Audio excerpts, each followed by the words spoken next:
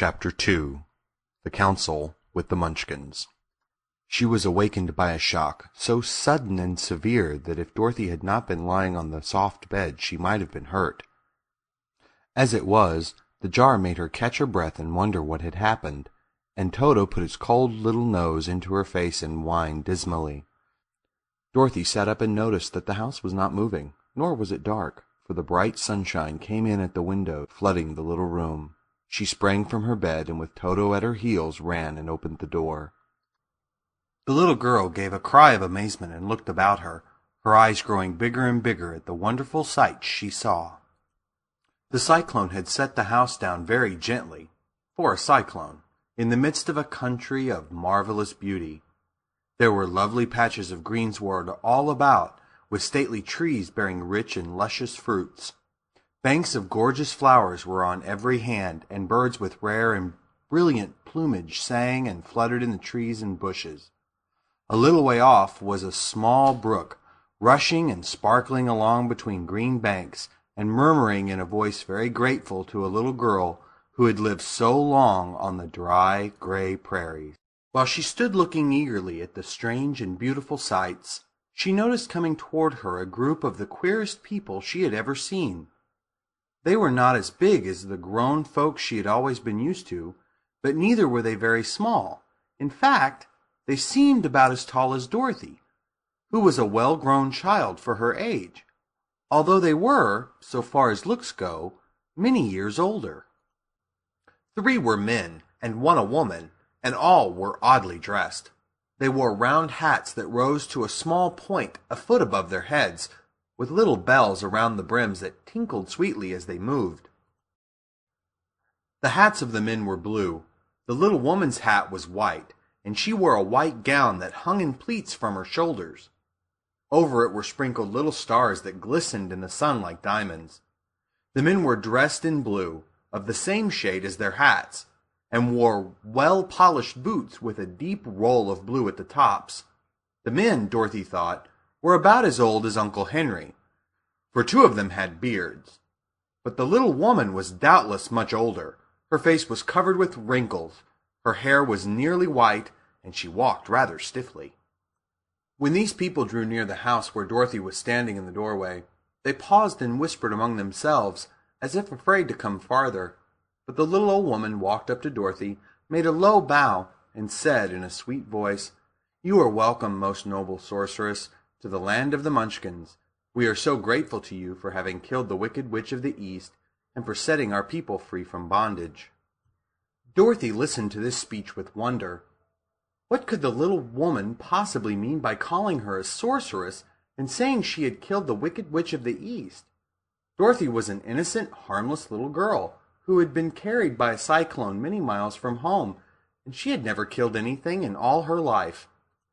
But the little woman evidently expected her to answer, so Dorothy said, with hesitation, "You are very kind, but there must be some mistake.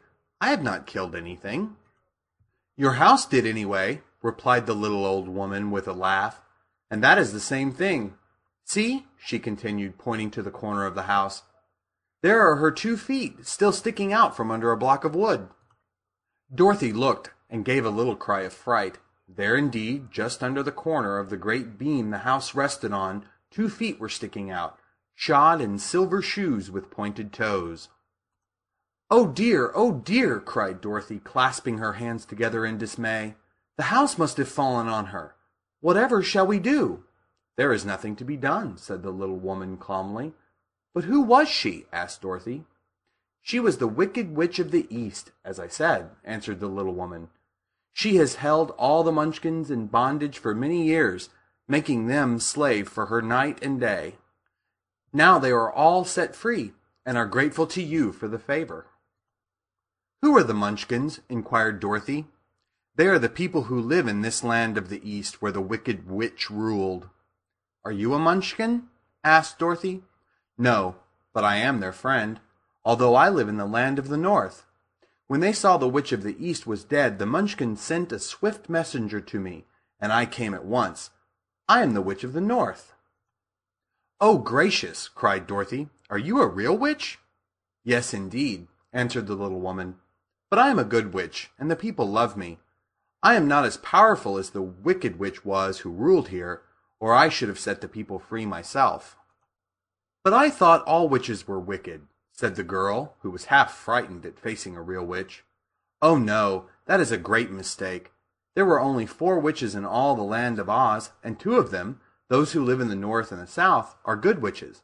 I know this is true, for I am one of them myself, and cannot be mistaken. Those who dwell in the east and the west were, indeed, wicked witches. But now that you have killed one of them, there is but one wicked witch in all the land of Oz, the one who lives in the west."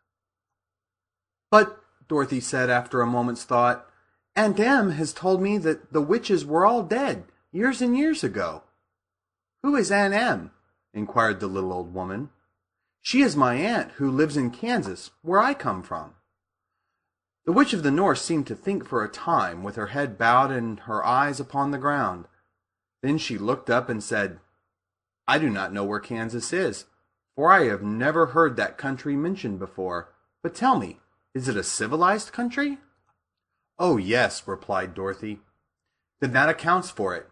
In the civilized countries, I believe there are no witches left, nor wizards, nor sorceresses, nor magicians. But, you see, the land of Oz has never been civilized, for we are cut off from all the rest of the world. Therefore, we still have witches and wizards amongst us." "Who are the wizards?" asked Dorothy. "Oz himself is the great wizard," answered the witch, sinking her voice to a whisper. "He is more powerful than all the rest of us together. He lives in the City of Emeralds." Dorothy was going to ask another question, but just then the Munchkins, who had been standing silently by, gave a loud shout and pointed to the corner of the house where the wicked witch had been lying. "What is it?" asked the little old woman, and looked and began to laugh.